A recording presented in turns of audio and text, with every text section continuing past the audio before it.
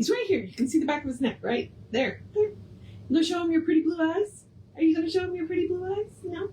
Okay. I'm running really late today. Partly because I had a weird dream. So I was Googling dreaming about shoes.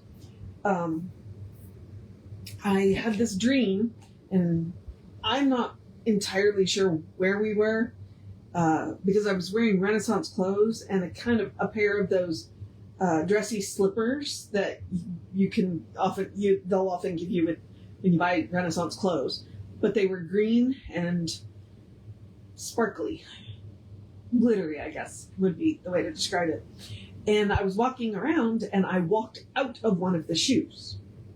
Like my right foot stepped forward without the shoe. And so then I turned around to reclaim my shoe, and somebody immediately accused me of stealing their shoes. At which point, several people went, no, those are her shoes. We just watched her walk out of it. And I pulled up my dress and showed that I had the other shoe on. So I was like, no. Like, somebody tried to claim my shoe. No, this is my shoe. So, or maybe it wasn't that I think somebody tried to steal my shoe. That's what it was. They tried to claim that it was their shoe. And I'm like, no. Very Cinderella-esque, I guess. And then somebody came up to me who was excited to see me, although I wasn't sure who she was, but apparently I knew her, and handed me her cat. And so I, loved on the cat for a minute, and then somebody else wanted to see the cat, and with permission from the owner, I handed the other person the cat, and the next thing I know, the cat's lost, and now I'm looking for a lost cat. Like, ask yourself what I ate, or ask me what I ate before I went to bed last night. Oh, I did eat pizza last night. I do tend to have weird dreams when I eat pizza. Okay, maybe. All right, but you're not here to listen to me ramble about that, and I'm running behind, so I shouldn't be doing that. We should be doing the hidden power of the Bible. So, housekeeping. Creative Life Spiritual Center. Website, creativelife.org. Constant contact email, info@creativelife.org. Get you one email a week, tells you what's going on for the week and the month, and the hot links are hot. It is also a blind CC. Nobody's going to get your email from us. And then social medias. We don't monetize them. We don't want to deal with the ads any more than you do. So we ask you instead to go like, subscribe, follow, based on which platform you're on, and then engage with the individual post by reacting, commenting, and sharing. Bumps us in the algorithms. More people see our stuff. Free and easy way you can support the center.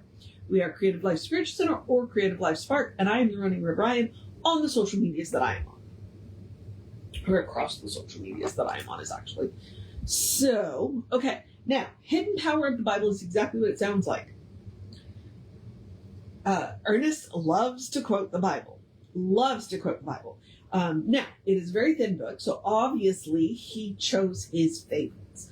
Now, I say he chose his favorites. He says he chose the ones that are most relevant to us today. Same difference. We have read some selections from Matthew, and I will remind you that is where Judge Not Least Ye Be Judged comes from. So we're going to tackle, I think, just two, because, these two are a lot. So let's get into it. The first one is people who are successful. And I want to remind you that this comes right after the home atmosphere, which is talking about attitude. So people who are successful look upon life with radiant expression, with cheerful enthusiasm and receptive minds. They do not say everything is wrong and everyone is against me. They feel that everything is for them. We may hear them say conditions are temporarily wrong, but they are straightening out, or things are not just as they should be, but everything will come out all right in the end. This does not mean that they are saying that things are right when they are wrong. It means that successful people have an inner conviction that things are fundamentally right with the world. I would also argue that it means that that successful people can look through the conditions, the appearances, and see the spiritual truth, the spiritual reality, so that they know that these conditions are temporary, that they're not always. The critical, condescending, judging type have a sour look, a dyspeptic countenance, and an unhealthy atmosphere. Happy, healthy, normal people find such mentalities distasteful and shun them. In so doing, they act wisely.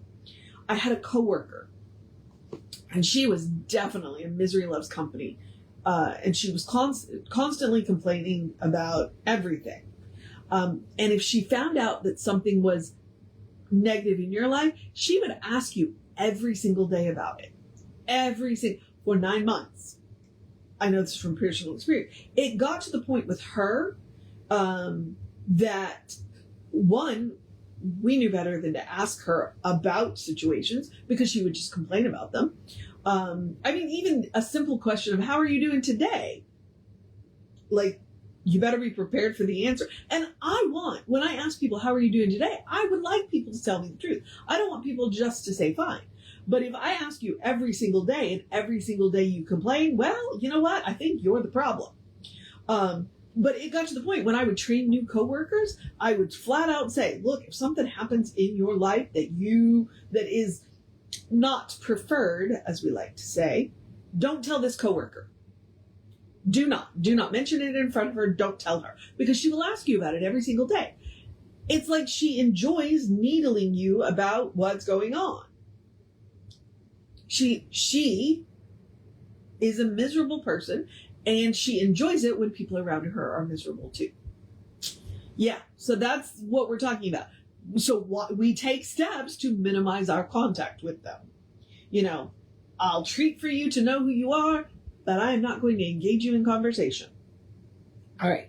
In the long run, nothing judges us but the immutable law of cause and effect. Whoever deserves punishment will receive it, and whoever merits reward will find it is brought by the hand of the Almighty and delivered to them. There is a direct law responding to condemnation and a direct law responding to praise and appreciation. It is, of course, the same law used in different ways. It is one of the reasons why I look for the good. It is one of the reasons why I look for the good and praise it. It is one of the reasons why I look for the beauty. It is one of the reasons why I look for the silver lining. So, all right, let's do condemnation and health, because we may go back to talking about my former coworker. The one whose thought continually rests upon their bodily condition will never be physically well.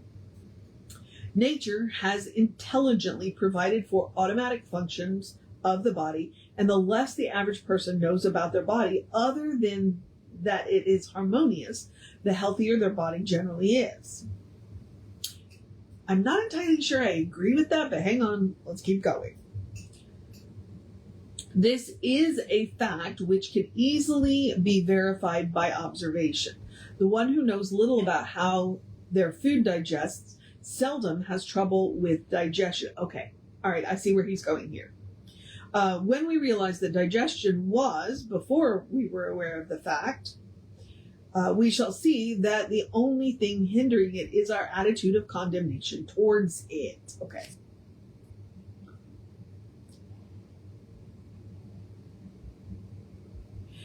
This is true of every organ of the body. A perfectly well person never wonders whether their heart or any other organ is working correctly, while the average invalid is conscious of everything that is wrong. The invalid should stop condemning their body. Indeed, they should forget it entirely and learn to live in a happy frame of mind. They will soon find that the physical instrument responds and becomes harmonious. There is a law common to all people which responds to every person's belief in life at the level of that belief. No person can be happy who lives in a continuous state of condemnation of people, conditions, and things. We must learn to praise, not condemn. We have no right to judge people. Okay, I don't entirely agree with him, but I do agree with the sentiment that he is talking about there. he's talking about, so let's talk about the hypochondriac. For instance, the hypochondriac never feels well. And they're constantly, at this point now, Googling their symptoms. And I mean, if you've ever Googled your symptoms, then you have cancer and you're dying. No, generally it's not that bad. So that's what he's talking about. He's talking about that mindset. Now, do I agree with forgetting the body? No. I believe that we have a responsibility to take care of the body, but I get what he's talking about. He's talking about that attitude. He's talking about that need to control the body. Because we don't make the heart beat. We don't make the digestion work. We don't, there's a whole lot. We don't make the lungs breathe. There's a whole lot that we are not responsible for.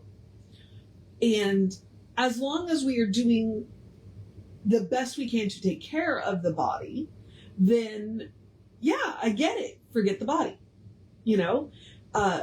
If you're constantly worried about this, you are not going to be happy. Now, here's where I'm going to say, okay, so my family legacy of heart disease is a little scary, but I don't think about it too much. I only think about it to the point of making sure that I'm doing what I need to take care of my body. I don't dwell on my family legacy. I don't. And that's what he's talking about, okay? So and there are other places where Ernest will talk about taking care of the body, okay? So it does come down to that attitude. It is about focusing on the good and not what could go wrong. Now, if things are going wrong, obviously you want to take care of that. But in that case, again, you want to focus on the solutions, not the problems. So if my cholesterol is a little high, then I'm not going to focus on my family history of heart disease. I'm going to focus on eating right and exercising, which will help manage my cholesterol. So it is about that attitude, okay? Because that attitude of condemnation just makes things worse. So, all right. So both of those articles were pretty much about the same thing. It comes down to your attitude. What are you focused on? Are you judging? Or are you, looking for the good? Now, tomorrow, we're going to start with religious morbidities, because I'm not doing that one today. But it does come down to, do you want to be a happy person? Here's how you do it. Let go of the things you can't control. Focus on the good, focus on the solutions, and take care of what you actually can do. And let people be who they are. If I come up to you and ask you how you're doing, I do really want to hear how you are doing. And if you are not doing fine, tell me that. And then I will offer to treat for you. But if every time I come and ask you how you're doing, I get the same complaint, then I'm going to realize that the complaint is more important than the solution. And I'm going to stop asking. So, there's that. Life is a mixed bag. It is. It is a mixed bag. Into every life a little rain must fall. And I get that. So I don't expect everything to be wonderful all of the time, because we are spiritual beings having a human experience. But your attitude goes a long way to how you manage those experiences. And if nothing else, I will always treat that we remember who we are. Spiritual beings having having a human experience. We are beloved expressions of the divine. And that's what I hold on to. All right, beloveds, that is what we are talking about today. So I'm now going to wrap this up because I need to eat the rest of my breakfast so that I can get on to the center. And I'm going to encourage you to have a great day, a wondrous day, fantastic day, a magical day, an enchanted day, a wonderful day, an awesome day, an amazing day, a drink plenty of water day, a be aware of the heat day, a stay out of the sunshine between 10 and 2 day, a take care of yourself day, a cuddle your fur babies day, a tell somebody you love them day, a go look in the mirror and tell yourself that you love you day, a see the beloved looking back at you day, a you got this day, let's get prepped up for next week day, a make sure you make time to sit down and rest day, a do something just for you day, a take care of that task that you've been putting off day, a good day. And if that is too much pressure, simply have a day. You are enough just as you are. You are a beloved expression of the divine.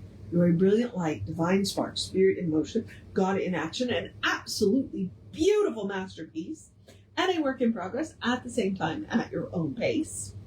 And as Reverend Jesse likes to call us, you are a godling. So explore the truth of your being. Get to know who the divine knows you to be, because the divine knows you to be good. It's all the divine knows. That's the good news. All right? And from there, anything is possible. All right, beloveds, as I said, moving on in the process of my day. First, we will have an amazing service for you in just a little less than an hour. So scroll up one video if you're watching this on Facebook, and on this Creative Life Spiritual Center Facebook. If you're on the Running River Ryan, hop over. Or go to YouTube and see what we're talking about that day. Reverend David will be on sometime this afternoon, and I'll be back with you tomorrow in that 9:15 hour space. So take care of yourself. Know that you are loved always.